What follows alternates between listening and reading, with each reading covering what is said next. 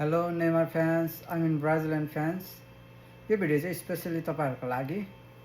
यो भिडियोमा चाहिँ म नेमारको बारेमा चर्चा गर्न गइराखेको छु किनभने नेमार चाहिँ धेरै समयपछि चाहिँ आफ्नो टिममा फर्केको छ अनि उसले चाहिँ फेरि पनि ब्राजिलको जर्सी लगाएर चाहिँ भोलि स्कटल्यान्डसँग चाहिँ वर्ल्ड कप 2026 को वर्ल्ड कपको पहिलो म्याच चाहिँ खेल्दैछ। अनि हामी ब्राजिलियन फ्यान्सहरू चाहिँ एकदमै के त खुसी छौँ। हामी के त रमाहट गर्दैछ। हामीले चाहिँ अब नेमारले खेलेको चाहिँ हेर्न पाउने भयो होइन, ब्राजिलको नेसनल टिमबाट, त्यो पनि वर्ल्ड कप भनेर चाहिँ हामी एकदमै धेरै खुसी छौँ। हामी रमाइरहेका छौँ नि हामी रेडी हुँदैछौँ ब्राजिलको म्याच, स्पेसल्ली के त नेमारको म्याच चाहिँ हेर्नको लागि। अनि तपाईँहरू यदि मेसी, रोनाल्डो, एम्बापे अर्थात् पोर्चुगल, अर्जेन्टिना, फ्रान्स, यो अरू टिमहरू जुनसुकै टिम भए तापनि तपाईँहरू त्यो अरू टिमहरूको अरू प्लेयरहरूको चाहिँ फुटबल प्लेयरहरूको फ्यान हुनुहुन्छ भने पनि हजुरले पनि यो भिडियो हेर्नु होला।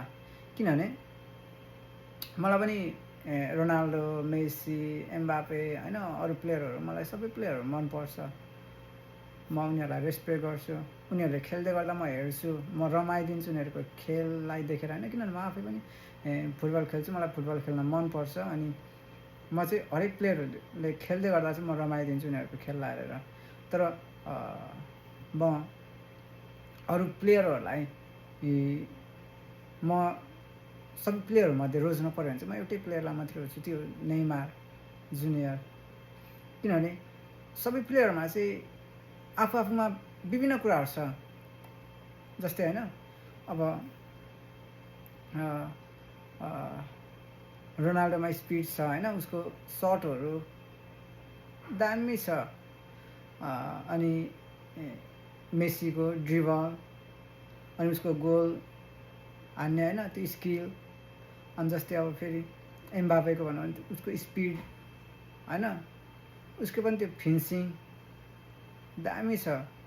तर नेमार चाहिँ यस्तो प्लेयर हो कि होइन, उसमा चाहिँ त्यो एउटा दुइटा कुरा होइन, उसमा चाहिँ फुल प्याकेज छ क्या। उसमा ड्रिबल, उसमा स्पिड, उसमा त्यो गोल स्कोर गर्ने त्यो स्किल होइन, एसिस्ट गर्ने त्यो स्किल, अनि त्यो फिनिसिङ गर्ने त्यो हरेक स्किल चाहिँ ऊभित्र छ। ऊ चाहिँ त्यो फुल प्याकेज हो कि नेमार चाहिँ।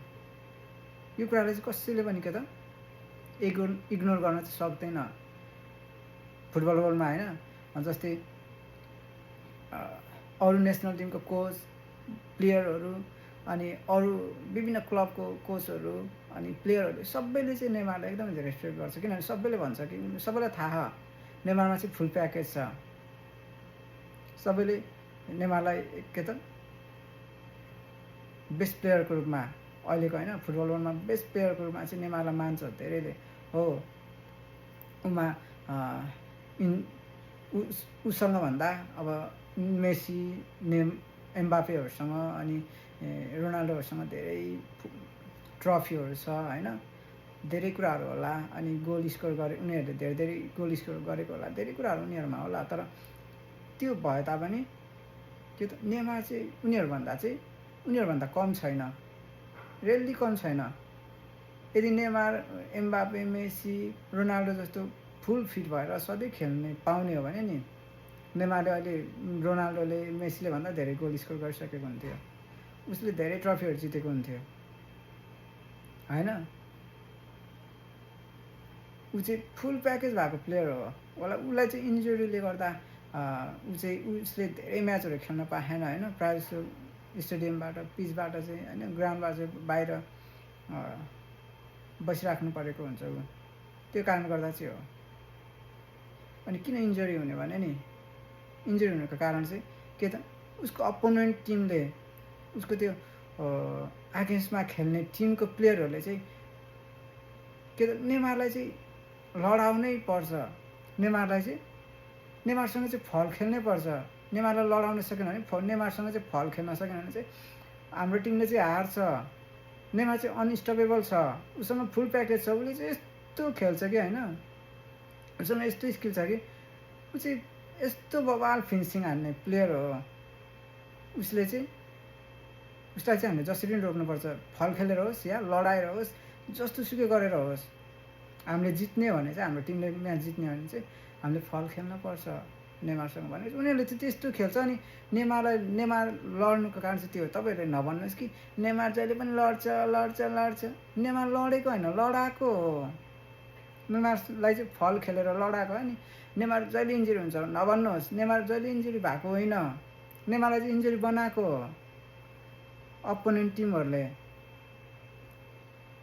किनभने नेमारलाई रोक्नै सक्दैन नि फल खेलेन भने होइन, लडाएन भने, इन्जुरी गराएन भने त नेमारलाई रोक्नै सक्दैन। उसले जुन गेम पनि जितिदिन्छ नेमार एक्लैले पनि अपोनेन्ट टिमको होइन सबै प्लेयरलाई खेलाइदिन्छ के।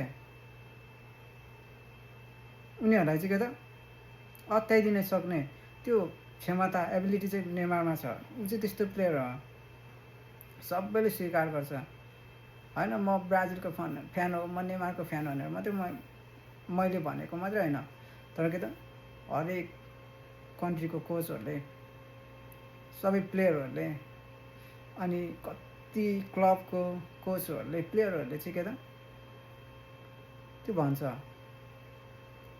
यो कुरालाई चाहिँ इग्नोरै गर्न सक्दैन। नेमार चाहिँ के त बेस्ट प्लेयर हो। नेमार चाहिँ के त उसले हो, उसँग ट्रफीहरू छैन त्यो छुट्टै कुरा हो, तर नेमार चाहिँ बेस्ट प्लेयर हो होइन। मेसी, रोनाल्डो, एम्बापे यिनीहरूभन्दा चाहिँ कम छैन नेमार अलवेज बेस्ट प्लेयर हो। उसँग छुट्टै स्किल छ, फुल प्याकेज भएको प्लेयर हो। अनि भोलि चाहिँ नेमारले खेल्दैछ। भोलिको म्याचमा चाहिँ नेमारले स्कोर गर्छ, गोल स्कोर गर्छ, उसले खतरा खेलिदिन्छ। अनि म भन्छु कि आइएम स्योर नेमारले अर्थात् ब्राजिलले चाहिँ यो 2026 को वर्ल्ड कप चाहिँ जित्छ, स्योर जित्छ। म चाहिँ भन्छु यही हुन्छ। तपाईँहरूले जसुकैको फ्यान भयो भने नेमारसँग भएको त्यो एबिलिटीलाई चाहिँ कसैले पनि इग्नोर गर्न सक्दैन। म चाहिँ यही भन्छु। हुन्छ, हामी ब्राजिलियन फ्यानहरूले चाहिँ, नेमारको फ्यानहरूले चाहिँ अलवेज नेमारलाई, ब्राजिललाई चाहिँ सपोर्ट गर्नुपर्छ होइन। किनभने नेमारले खेलेको चाहिँ हामीले हेर्दैछौँ भोलि, अनि नेमारले चाहिँ खतरा खेल्छ। हुन्छ, एडभान्समा कङ्ग्रेचुलेसन्स भन्छु है। म चाहिँ ब्राजिलियन फ्यानहरूलाई चाहिँ, नेमारको फ्यानहरूलाई चाहिँ कङ्ग्रेचुलेसन्स भन्छु। हुन्छ, okay bye, see you guys, bye by.